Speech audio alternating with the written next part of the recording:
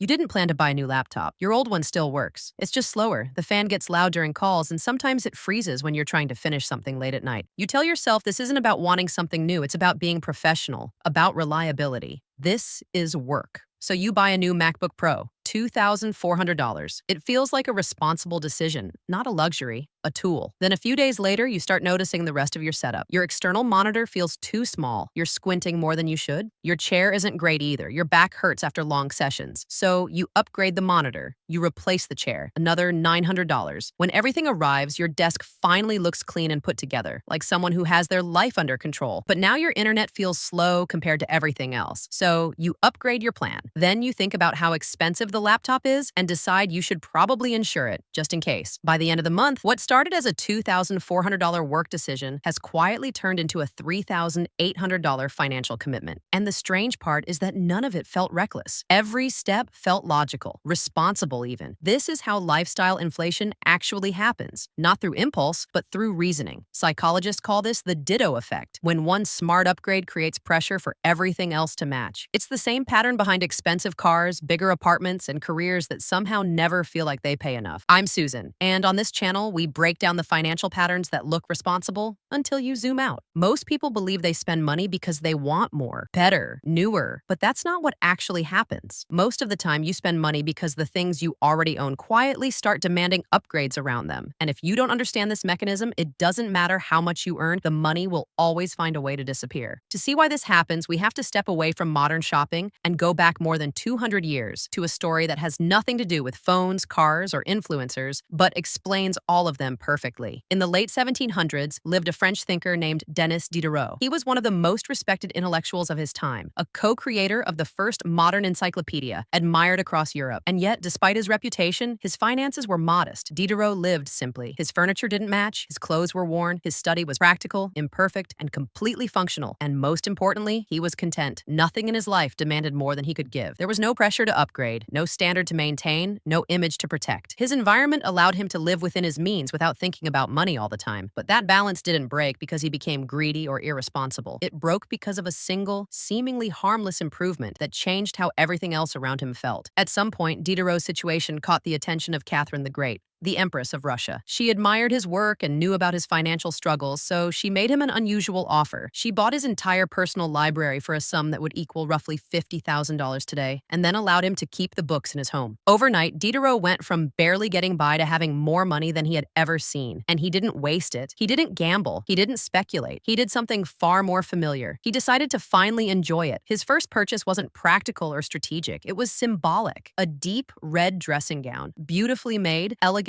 unmistakably expensive. The kind of thing you buy not because you need it, but because you want to feel different when you wear it. When he put it on, he felt transformed, more refined, more successful, but that feeling didn't last long. When he sat down to work, something felt off. The robe was luxurious, but everything around it suddenly felt tired. His desk, once perfectly acceptable, now looked worn, scratched, and careless. The contrast was impossible to ignore, so he replaced it with a solid, handcrafted writing table made of polished wood. For a moment, the balance returned. The robe and the desk belonged together, until his eyes dropped to the floor. The old rug, thin and frayed, looked almost disrespectful next to the new furniture. It pulled the entire room down, so he replaced that too, choosing a heavy, ornate rug that matched the richness of the desk. But now the walls felt empty. The curtains looked dull. They didn't fit the room anymore, so they went as well. And once the curtains were gone, the chair was the last thing left to betray the illusion. What used to be good enough now looked temporary and cheap, so he replaced that too, this time with a leather armchair that finally completed the room. One purchase had quietly rewritten the standards for everything else. The changes didn't stop at the desk or the chair. Once the standard of the room had shifted, everything else became a problem. The walls felt empty, so he added artwork, then sculptures, then mirrors to reflect the space properly. For months, Diderot became obsessed with harmony. Not luxury for luxury's sake, but consistency. One by one, he replaced nearly everything he owned until his entire environment finally matched the elegance of that first purchase. And when the transformation was complete, the money was gone. He was right back where he started. Years later, he wrote an essay reflecting on what had happened. In it, he admitted something unsettling. Before the upgrade, he controlled his possessions. After it, they controlled him. That single improvement had quietly rewritten the rules of his life. This pattern now carries his name. The Diderot Effect describes what happens when one new possession introduces a higher standard that everything else must rise to. We like to believe we own our things, but in reality, they often dictate our behavior, our spending, and even our identity. And if you're thinking this is just an old story about furniture and robes, the truth is it's more relevant now than it was centuries ago. Today, the effect is amplified. Modern marketing doesn't just respond to your desires, and it predicts them, reinforces them, and pushes you deeper into the spiral. And one of the clearest modern examples shows up the moment you decide to improve yourself. Imagine you finally commit to getting in shape, not casually, like seriously. You buy a high-end stationary bike, something sleek, connected, expensive, around $1,500. It feels justified. This isn't a splurge, it's an investment in your health. But when it arrives and you set it up, something feels off. You're wearing old workout clothes that don't fit well anymore. The instructors on the screen look polished, athletic, professional, and suddenly it's not just about exercising. It's about matching the identity you just bought into. So you upgrade the shoes, proper cycling shoes, another $150, not because the bike doesn't work without them, but because you don't feel like the kind of person who owns that bike without them. Once you commit to upgrading yourself, the purchases rarely stop at the first big item. You buy the bike, but soon it feels incomplete. You notice that your old workout clothes don't reflect the new version of yourself you're trying to embody, so you buy moisture-wicking compression shorts. Then, a branded tank top. Suddenly, the room itself starts to feel wrong. The clutter around the bike, the old furniture, the tired rug, they don't fit this upgraded version of you. So you buy a yoga mat, a few dumbbells, maybe even a new smart TV to stream workouts in style. In a matter of days, it's no longer just a bike you bought. You've bought an identity, a version of yourself that feels coherent, aspirational, and complete. This is the core of what psychologists call the Diderot Effect, identity consistency. Humans crave alignment. We want our external world to match the image we hold of ourselves internally. Every high-status purchase, a luxury car, a designer handbag, a sleek gadget, is not just an object. It's a declaration of who we are. If you drive a reliable, modest car and wear simple clothes, your world feels in harmony. But stretch yourself to buy a Porsche, and suddenly you're living in a new identity. Porsche people don't wear scratched sunglasses. Porsche people don't keep cheap furniture. Porsche people don't eat off paper plates. The car becomes an anchor item, setting a new baseline for your life. Anything that falls below it creates tension, a sense that something is off. And the only way to restore harmony is to upgrade everything else. The wardrobe, the vacations, the luggage, all of it becomes part of the spiral. You're no longer spending money because you want to. You're spending money to maintain a coherent story of yourself. This is why the fake it till you make it advice can be financially toxic. Buying a Rolex before you can afford it isn't harmless. That single watch silently demands the suit, the car, and the lifestyle that will quickly outpace your budget. The math of the chain reaction is brutal. Most people look at the price tag in isolation. $500, can I afford it? But that ignores the cascade. Take a modern example, home renovation. You decide to replace your kitchen cabinets and budget $10,000. Reasonable, right? But when the crisp new cabinets are installed, your decade-old refrigerator suddenly looks dull and outdated. Functionally fine, but visually wrong. So you replace the fridge with stainless steel and $2,000 more. Then the floors feel cheap next to the cabinets and fridge. $5,000 on hardwood. Now your kitchen is stunning, magazine-worthy, but your open-concept living room looks sad by comparison. The sofa, the paint, the decor, suddenly the whole downstairs needs attention. The final cost, $35,000? The original $10,000 cabinets were the scarlet robe, the anchor that made everything else feel inadequate. Before the upgrade, you didn't notice or care. The upgrade created the dissatisfaction. One purchase quietly dictated the next until the cost far exceeded the first investment. This brings us to an uncomfortable truth. Not every upgrade is actually an improvement. When Diderot wore his old robe, he didn't worry about stains or marks. It was practical, functional, and he was the master of it. He could write at his desk, wipe his pen, move freely, live without anxiety. The moment he upgraded, everything changed. The new robe, new furniture, new possessions, they didn't just make life better, they created rules he had to follow. He became careful, constrained, a curator of perfection instead of a resident of his own home. Fast forward to today, and the same principle applies to modern life. You buy a pristine white sofa, and suddenly red wine becomes a risk. The dog is banned from the living room, friends are tentative with their snacks. You stop living in your own space because the objects you bought demand obedience. You are no longer yourself. You are maintaining a museum. So how do we prevent this from happening? How do we break a psychological spiral that is wired into our brains? You can't retreat from the world or stop buying things altogether. That's not realistic. But you can build mental firewalls that protect your money and your freedom. Step 1, anticipate the chain reaction. Before you make any major purchase, a new car, a designer handbag, a luxury gadget, a high-end fitness machine, pause and ask yourself, what else will this item demand? Will the new bag require a matching wardrobe? Will the fitness fitness equipment demand new clothes, shoes, or accessories to feel complete? Will the home upgrade force renovations in other rooms? Write down the total system cost, not just the price on the tag. If the item is $500, but the cascade it triggers will cost $1,500, can you comfortably afford the $1,500? If not, don't buy the anchor item. Every unplanned upgrade is a potential vampire quietly draining your money and freedom. The moment you bring it in, it begins to dictate the rest of your life. Recognizing that pattern before it starts is the only way to keep control. Step 2 is what I call the buy one, give one rule. The Diderot Effect thrives on accumulation. We add the new,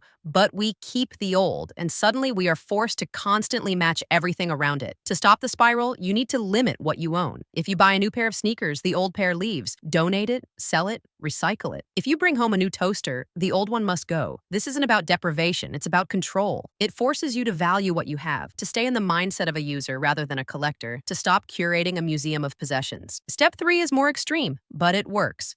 Strategic downgrading. Sometimes the only way to reset your baseline is to deliberately make certain anchor items humble. Drive a slightly older car. Wear a simple functional watch. Choose items that don't demand a cascade of upgrades. When your anchor items are modest, no other possessions feel inadequate. If you drive an unflashy car, no one expects a $2,000 suit or perfect accessories. You have freedom. You can wear jeans, eat lunch in your car, live without stress. By keeping your status symbols simple, you lower the cost and pressure of the rest of your life. You create what I like to call a low-maintenance identity, and let me tell you, that is one of the most profitable assets you can own. It allows you to save and invest while everyone else is busy curating their perfection. There is nothing wrong with nice things. I enjoy them myself, but you must understand the rules of the game. Consumerism is designed to make you feel incomplete, to make you think happiness is only one purchase away. But Diderot's story teaches the truth. One purchase doesn't finish the puzzle. It scrambles it. It resets the board and forces you to start over. Don't let your possessions dictate your life. Be the master of your choices. And if this video has helped you pause before making an unnecessary purchase this week, take a moment to reflect on that win. Don't be a slave to your robe. Be the master of your life.